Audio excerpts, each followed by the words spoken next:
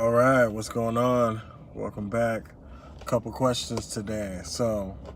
Um, second one might run a little long because I have a lot to say about that. But the first one is, what are some good career fields that support an artist and artist thinking? This is a great question to ask.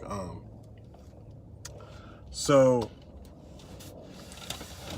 um, Here's the thing about working. Like I'm always saying, keep your jobs, keep your day jobs. And it's really just working is just building on somebody else's kind of system, taking what you can out of it, and building a life for yourself. Um, Ideally, if you're in an American system where you can save money, you should be saving your money to own something in this land, be it a business or some property. I mean, there was a time where you would just want to work and work and work in the 50s and 60s, and that would be enough. But think about what that was enough to give people. That was enough to give people like massive amounts of property and like kids, families and stuff, and college funds and all this other stuff. So, yeah, man, I guess maybe that would be the most productive thing you could do is work. But nowadays, man, working is just getting out there and getting your little stipend of living. Um, it ain't gonna set you up like that. And even back then, who knew how much it could set them up like that? But the people that are really setting themselves up are the people that are owning the stuff. They did at least own those houses. You just got to work to own something. So whatever you're doing, just see that if it doesn't impede upon your frame of mind too much to be able to come and unwind. If you're working a job where you got to take your problems home with you all the time, that might not be a good field for an artist. And I don't even know if it's per se field, but look at the position structure in your job. I got two jobs right now, and I'm on my way to the second job. Um, and I would not want to really necessarily be my boss because they have to be on call like all the time, and even when they're not working or they're off, like I people still might accidentally hit them up. Um, and I've been a manager in the food service industry, and I was creating while I was doing that because you know at least you have a kind of a consistent schedule, and when the restaurant closes, that's it. So there's nothing that anybody can call you about after the restaurant closes. So that's why a lot of people, they come to LA that are actors and stuff, and and plus you can get shifts covered easy if you're just a waiter. Management is a little different, but I mean, even still, you'd know from 10 to 3 in the morning you could do whatever. Um, yeah, I guess to answer the question, food service industry, pretty artist friendly. Education, pretty artist friendly. Tutoring, stuff like sports camps, summer camps, um, teaching because you get summers off. I would say those are some pretty good fields. And the other thing is like, yeah, those some of those fields you might take a little home with you, but the thing is that it keeps you in a good creative mindset, working with children and teaching, and just thinking of creative ways to do things every day. And you know they don't really put you in a box, like being in a corporate desk job kind of thing where you have to, oh, you didn't have your tie on today, and you took that criticism a little weird. That's, like, people don't talk about that kind of stuff in education. It's very real.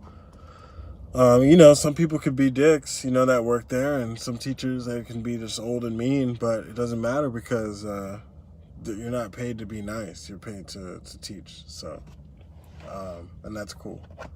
What else?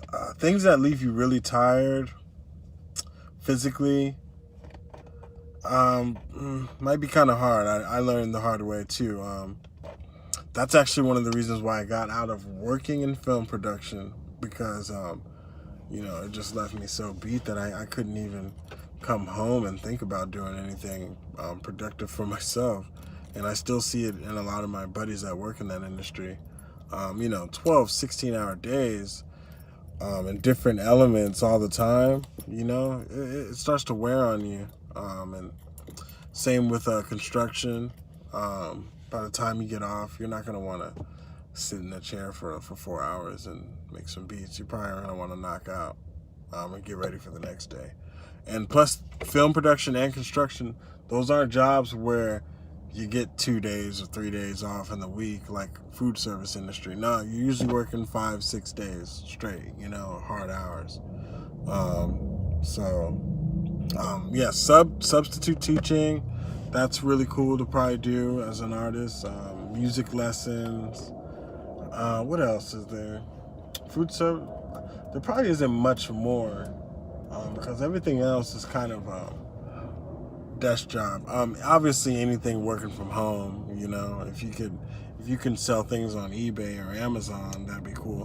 But that also is kind of a blessing and a curse, because I would say that those are suggestions if you've already have an established art output.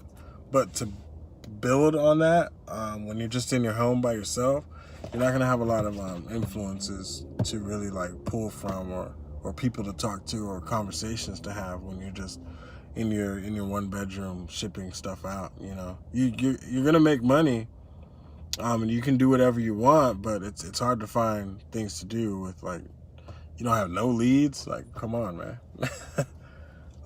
So yeah, I would say, just try to be focused on just using whatever money you're making to build something bigger. You know what I mean? Cameras, microphones, beat making machines, investing in maybe a film that you wanted to write and act in, making a short film version of it. Just you keep using that money to keep pushing yourself forward. Okay, so question number 2. So this one was kind of a important one, I felt. Was they've got friends, they want to make a YouTube channel singing covers, group cover songs and stuff, and they all seem really excited, but getting up to it, people are flaking, some are more committed than others, and it's just taking a longer time than they hope to get started, but they don't have enough experience to do it on their own. What can they do? And I think that if you've even seen a few of my videos, you might kind of already know where I might be going with this, but yeah, you're gonna have to get out there and do it yourself. I know how it feels, you're a little nervous about getting out there, and maybe you just like to sing and you didn't really want to start hosting and stuff too. But the thing is better. So the person that sent this is 19. I'm learning some of these lessons still right now, but even as young as 28, or old as 28, I was still in the same boat as you at 19, because what it comes down to is you really shouldn't really be partnering up too much. You should partner up in 2 built businesses, and you want to see what you guys can do together. That's cool. But partnering up to start up something, no, that's never, it never works out, and it's always it's just always going to be messy, and you can't move as fast as you need to move as you could if you were just a sole proprietor for your business. Because I've started production. This was maybe my 3rd, 4th production company, and the last one was when I was 28, like I'm telling you, and it was like 4 or 5 of us. All of us were like heavy hitters in our own little scene, Me and my buddy were DJing. We had a couple people that threw parties. We had a couple dudes into modeling, a couple dudes into film production already. Like, yeah, we're gonna get this to go on. We can do whatever. We can get photos. This people, blah blah blah.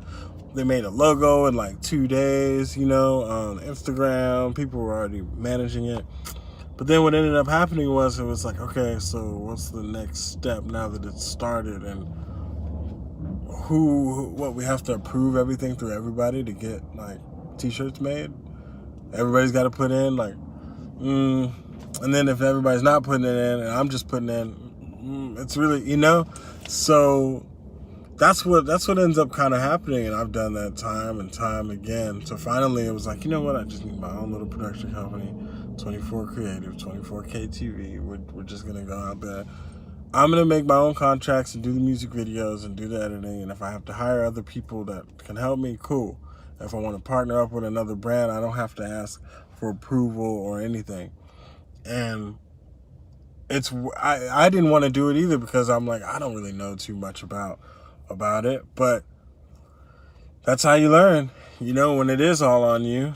I can say that, you know, there's a few things that I didn't think I would have learned so quickly, and you're going to probably find the same thing, you know, like, oh, I guess hosting wasn't so far off from me, you know, like, oh, okay, I guess I can do this, you know. So pretty much, you know, and friends, like, life gets to be a lone wolf. At 19, it seems like everybody does things together, but depending on where you are in the world, 24, they're going to start having kids. If you're in a city, 29 maybe, a big city, 29 to 32. If not having kids, they're at least going to like find somebody that gives them that oxytocin feeling so much around that they're like, well, I don't get a high when I'm around you, and, you know, we don't have sex, so I'm sorry, you know, like, then people are going to start, that's going to happen too. So better to get used to doing things on your own now. It's just an unfortunate reality. But, you know, as you do things on your own and people find value in that, and you're finding other people that like the things that you like to do on your own, those kind of people can usually stick around a little easier than these people that you have to drag to rehearsals and not flake and pulling teeth just to do something that other people have already been doing, and they're excited that you do it too, you know. I got friends like that, you know, like I was like kind of not, I think I was like kind of the only one in my group that was really taking throwing parties and promoting pretty serious, and trying to do events and art shows and whatever, like a screening, a dodgeball, whatever, I don't care. Like, let's just get people in a room, get a 10%, 15%, 20% cut of the bar, and see how the night goes, you know. I was really about it. And I try to get my friends in it, but they're all like, But then as I'm doing it, I start to meet people like, oh, you're the only one in your group that does that? Yeah, same here. Oh, wow. So, well, we should combine forces. And like, that was like 6 years ago, and I'm still friends with all those people to this day, you know? So you gotta do you, and like, sometimes people grow apart, you know? That's just part of life. And you're gonna find as you get older, it's real, everybody kind of goes through it, you know. So that's it for the day. I'm about to get up out of here, grab something to eat, but stay tuned. I got more coming. Peace.